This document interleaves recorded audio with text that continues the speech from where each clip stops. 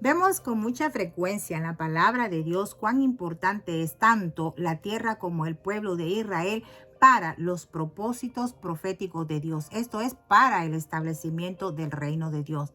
Así que si nosotros somos cuidadosos y estudiosos de la palabra de Dios en esta hora, hermana Aura, en Casa de Dios y Puerta del Cielo para las Naciones les trae el recorrido del Apocalipsis ahora en el capítulo 12, en donde el Señor se toma acá un tiempo. Vamos a tomar un medio tiempo acá para descansar en cuanto al repaso. ¿Para qué? Para que haya una manera distinta, un punto de vista muy diferente que nos ayude a nosotros a profundizar de manera adecuada lo que va a suceder en los últimos días. ¿Qué les parece? Bueno, quédense conmigo entonces. Vamos a entrar de lleno al capítulo 12 de Apocalipsis, verso 1, y dice así, siempre con reverencia al Padre, al Hijo y al Espíritu Santo de Dios. Dice la mujer y el dragón. Apareció en el cielo una gran señal, una mujer vestida del sol con la luna debajo de sus pies y sobre su cabeza una corona de 12 estrellas. Amén. Padre, en el nombre de Jesús te bendice mi alma. Ruego que me hagas una mensajera fiel a tu palabra para que traiga alegría y refrigerio a tu corazón. Muchas vidas sean vivificadas y muchas almas sean salvas para la gloria de tu Hijo Jesús. Amén. Gloria a Dios. Bueno, observamos entonces acá una mujer vestida del sol con la luna debajo de sus pies y sobre su cabeza una corona de 12 estrellas. Bueno, tenemos acá una gran similitud con los sueños de José en Génesis 37 y el verso 9, en donde él está contando el sueño que tuvo, ¿verdad?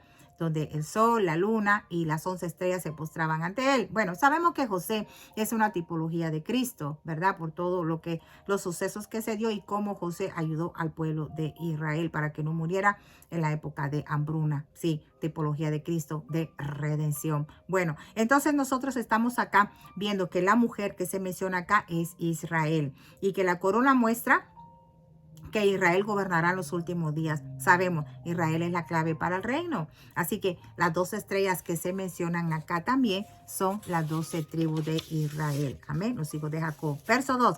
Y estando encinta, clamaba con dolores de parto en la angustia del alumbramiento. Y verso 3 nos dice, también apareció otra señal en el cielo. He aquí un gran dragón escarlata, que tenía 7 cabezas y 10 cuernos, y en sus cabezas 7 diademas. Bueno, escarlata es rojo como el fuego.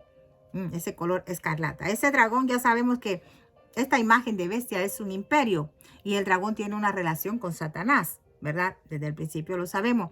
Las 7 cabezas son 7 imperios distintos y todos estos están conectados o están relacionados al servicio y a los propósitos de Satanás. Eso es lo que nos dice con esos imperios. Los 10 cuernos son 10 reyes. Fíjese, 10 reyes. Estos son importantes y lo vamos a ver en el capítulo 17. Y la corona, pues sabemos que una corona es sinónimo de reino, de autoridad. Lo que vemos aquí es que la mujer, o sea, Israel, dará a luz. En este parto nace Cristo, el Mesías, gloria a su nombre. Y veremos cómo Satanás se opone a la persona y a la obra de Cristo. Amén. Así que se levanta Satanás contra lo que Dios ha prometido que se producirá. Bendito sea Dios. Miren, vamos inmediatamente al verso 4. Y su cola arrastraba la tercera parte de las estrellas del cielo y los arrojó sobre la tierra.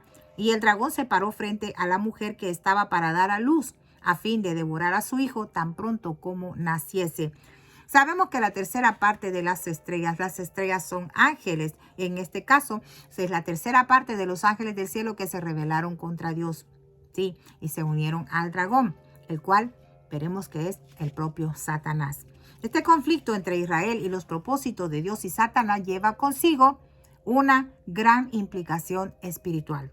Sí, estas implicaciones espirituales que se confirmarán de una manera muy poderosa al final de los días. Fíjate qué interesante. Verso 5. Y ella dio a luz un hijo varón que regirá con vara de hierro a todas las naciones, y su hijo fue arrebatado para Dios y su trono. Cuando habla de un hijo varón, podemos trasladarnos nosotros a lo que es Primera de Samuel en el capítulo 1 y el verso 11, donde nosotros vemos a Ana. Ana, sí, Ana era estéril. Ana significa gracia. Y Ana rogaba a Dios porque le diera un hijo varón y que ella se lo iba a dedicar a él. Bueno, Dios le concedió y nace Samuel. Samuel también es una tipología de Cristo. ¿Por qué? Porque El Señor mandó a Samuel para ayudar a su pueblo a que tuviera una renovación espiritual. Pero ¿qué pasó? Ellos lo rechazaron. ¿Cuándo lo rechazaron? Bueno, cuando ellos empezaron a pedir un rey que lo gobernara.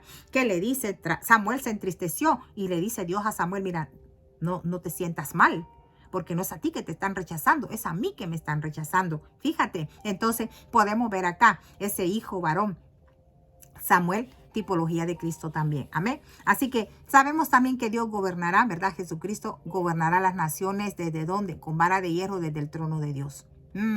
Esto es muy interesante. Ya suena como al establecimiento del reino. Aquí, hasta donde nosotros hemos llegado, bueno, hemos pasado la primera venida de Cristo. Ya vimos cómo nació, de dónde nació y todo lo que aconteció, ¿verdad? En el momento que él nació. Bueno, vamos al verso 6. Y la mujer huyó al desierto donde tiene lugar preparado para Dios para que ahí la sustenten por 1260 días. La otra vez les decía que guardaran bien esa palabra, esa numerología, esos números 1260 días. ¿Por qué? Porque esto equivale a 42 meses y a 3 años y medio. ¿Qué les parece? Bueno, sabemos entonces proféticamente que en los últimos días Israel será mantenida en este desierto. Sí, la clave está en esos 1260 días. Recordemos que Juan, inspirado por el Espíritu Santo para usar técnicas literarias y estratégicas con el fin de que nosotros podamos entender de una manera fácil, ¿verdad? Lo que le he venido diciendo, este número de 1260 lo usa, ¿verdad? Se repite en la escritura, siempre relacionada con la última mitad de la semana 70 de Daniel. Así que es importante entender que la primera parte de este capítulo trata sobre el nacimiento de Cristo, como decimos del verso 1 al 5. Y entonces Satanás quiere destruirlo, pero él falló. En el momento que Cristo nació, el intento Satanás de destruirlo, él falló. Bueno, vamos empezando entonces que acá en el verso 6 hay un cambio. Ya no es sobre la primera venida del Señor, sino sobre los eventos que se llevarán a cabo para su segunda venida. Así que acá nosotros nos vamos a dar cuenta que todo se tornará conforme a las profecías que se están dando y que Israel siempre será clave para el establecimiento del reino de Dios. Aleluya. Bendito sea su nombre para siempre. Vamos, verso 7. Después hubo una gran batalla en el cielo. Pongamos atención acá. Miguel y sus ángeles luchaban contra el gran dragón y luchaban el dragón y sus ángeles. Vemos a Miguel, ¿verdad? El arcángel Miguel con sus ángeles, los ángeles de Dios luchando con el dragón, o sea, con el diablo y sus ángeles, o sea, los demonios. Estaban aquí una guerra espiritual, una guerra angelical, se la podemos llamar así, ¿verdad? Pero el verso 8 nos dice, no prevalecieron, ni se halló lugar para ellos en el cielo, o sea, no hay lugar para ellos allá en el cielo. Esto nos declara o nos vaticina victoria, la victoria de Dios y la victoria para su pueblo. Por tal razón, no debemos nosotros de preocuparnos porque si le servimos a un Cristo vivo, ya obtuvimos la victoria. Qué interesante saber esto. Verso 9. Y fue lanzado fuera el dragón, el gran dragón, la serpiente antigua, que se llama Diablo y Satanás, el cual engaña al mundo entero. Fue arrojado a la tierra y sus ángeles fueron arrojados con él. Fíjate, en el libro de Génesis, esta serpiente antigua, quien es llamada también el acusador y Satanás, fue expulsado del cielo con sus ángeles. ¿Y quiénes son esos ángeles? Pues son los demonios, son los que nos están haciendo la guerra aquí. Así que la expulsión de ellos a nosotros nos vaticina la victoria. Así que tenemos la victoria. Amén. Verso 10. Entonces oí una gran voz en el cielo que decía, ahora ha venido la salvación, el poder y el reino de nuestro Dios y la autoridad de su Cristo, porque ha sido lanzado fuera el acusador de nuestros hermanos, el que los acusaba delante de nuestro Dios día y noche. Bueno, podemos nosotros recordar a Job en este momento de acusación, ¿verdad? Satanás como lo acusa. Pero bueno, una vez más, vemos en este verso el término salvación. Pero miremos cuál es el medio de esa salvación en el verso 11. Y ellos le han vencido por medio de la sangre del cordero y de la palabra del testimonio de ellos. Miren, ellos le han vencido por medio de la sangre del cordero y de la palabra del testimonio de ellos. ¿A quiénes han vencido? ¿A quiénes? A la serpiente, al dragón y a sus ángeles, a sus seguidores. ¿Por qué? Porque ellos tienen Dice, por medio de la sangre del Cordero y de la palabra de Dios, del testimonio de ellos, y menospreciaron sus vidas hasta la muerte. Entonces, sabemos nosotros que solamente experimentando la redención, porque el Cordero Pascual, sí, eso significa redención. Si nosotros tenemos una experiencia de redención con Cristo, hemos obtenido esa victoria, esa salvación. Amén. Porque redención es simbolismo de victoria. Bendito sea el Señor. Y esto solamente lo podemos lograr teniendo una experiencia con Cristo Jesús. Por lo tanto, amigo, no te quedes atrás. Anímate a tener esa experiencia, a vivir esa experiencia con Cristo. Entonces, notemos que el ser salvo por la gracia de Dios, esa salvación traerá un resultado en nuestra vida y un poder para nosotros, para que podamos nosotros dar ese testimonio del Señor. Amén. Caminaremos siempre en victoria. Sí. ¿Por qué? Porque hemos experimentado la redención con Cristo. Su nombre sea la gloria. Nosotros, como seguidores de Cristo, que estamos experimentando esa redención, nos negamos a nosotros mismos. Menospreciamos nuestras propias vidas, como lo dice el verso acá. Lo que quiere decir es que nuestros pensamientos no están basados en la vida del mundo, sino que en todo lo que tenga que ver con el asunto espiritual, que nos acerca más a nuestro Dios, en quien hemos creído. Amén. Verso 12. Por lo cual alegraos cielos y los que moráis en ellos. Ay de los moradores de la tierra y del mar, porque el diablo ha descendido a vosotros con gran ira y sabiendo que le queda poco tiempo, sabiendo que tiene poco tiempo. Amén. Recordemos entonces los dos tipos de moradores. Están los moradores de la tierra y los moradores del cielo.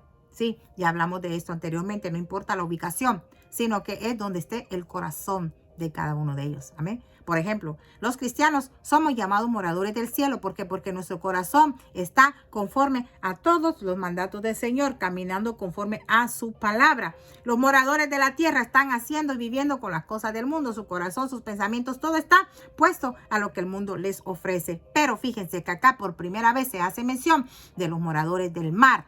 Pero recordemos que el mar, cuando se pone de una forma rugiente o las olas muy agitadoras, muy agitantes, estamos hablando de algo inestable. Entonces, recordemos que en uno de los capítulos anteriores vimos que había un ángel que tenía un pie sobre el mar y uno sobre la tierra. Lo que simbolizaba es que toda esa inestabilidad del mar iba a ser traída a la tierra. Entonces, los moradores de la tierra, nos está diciendo el verso 12, que van a estar viviendo en una inestabilidad. Y eso es grave. Verso 13. Y cuando vio al dragón que había sido arrojado a la tierra, persiguió a la mujer que había dado a luz al hijo varón. Fíjense qué interesante. Satanás conoce las escrituras y no las obedece. ¿Por qué? Porque él sabe proféticamente que Israel es la clave para el establecimiento del reino de Dios. Y él no quiere que ese reino se establezca. Por eso hace guerra tratando de impedir los propósitos de Dios. Amén. Verso 14. Y se le dieron a la mujer las dos alas de la gran águila para que volase de delante de la serpiente al desierto y a su lugar, donde es sustentada por un tiempo y tiempos y la mitad de un tiempo. Bueno, recuérdense que Juan usó terminología del Antiguo Testamento. Y este tiempo, tiempos y medio tiempo lo encontramos en el libro de Daniel. Sí, y esto simboliza tiempo, es un año. Tiempos, 2 años, ya van 3 años. Y medio tiempo son 6 meses, que son 3 años y medio, 42 meses o 1260 días. Metámonos eso en nuestra mente. Amén. Así que nosotros acá nos damos cuenta que la mujer se le dieron las 2 alas de la gran águila para que volase delante de la serpiente al desierto, a su lugar, donde es sustentada por 3 años y medio, como lo dice la palabra. Entonces, cuando dice que se le dio 2 alas, podemos recordar, entonces, en el capítulo 19 del Éxodo, el Éxodo significa redención. ¿Por qué? Porque ellos salieron libres, ¿verdad? De la esclavitud del faraón de Egipto. Así que si nosotros recordamos que ahí se da la redención del pueblo, nosotros podemos decir que esto nos está manifestando la redención del pueblo de Israel. Es un contexto particular, el capítulo 19 del Éxodo, porque esto simboliza redención. Entonces lo que busca decirnos es que Israel está lista para experimentar redención, la cual solo se logra ¿A través de qué? A través de Cristo, a través del Mesías. Recordemos que ellos vencieron a Satanás con la sangre del Cordero. Lo acabamos de ver en el verso 11. Amén. Así que el éxodo de Egipto significa redención. Y acá nos está diciendo que si se le dieron las 2 alas del águila es porque Israel experimentará la redención. Verso 15. Y la serpiente arrojó de su boca tras la mujer agua como un río para que fuese arrastrada por el río. Bueno, podemos tener nosotros ese recordatorio histórico cuando el pueblo de Israel se encontró frente al Mar Rojo y atrás tenía a los soldados de Faraón. Bueno, el asunto es que Dios allí hizo un milagro. Dios no tenía sus planes que el mar fuera el destino final de su pueblo Israel. Por lo tanto, si eso es considerado como un lugar de muerte para el pueblo de Dios, Dios no lo tiene planificado así. Así que el Señor siempre va a hacer algo sobrenatural para librar a su pueblo en los momentos difíciles. Y esto que vemos acá es que el río se asemeja a muchedumbre. Entonces la serpiente arrojó de su boca tras la mujer agua como un río para que fuese arrastrada por el río. Entonces recordemos que en los últimos tiempos Israel va a quedar sola. Sí, ¿y qué va a pasar?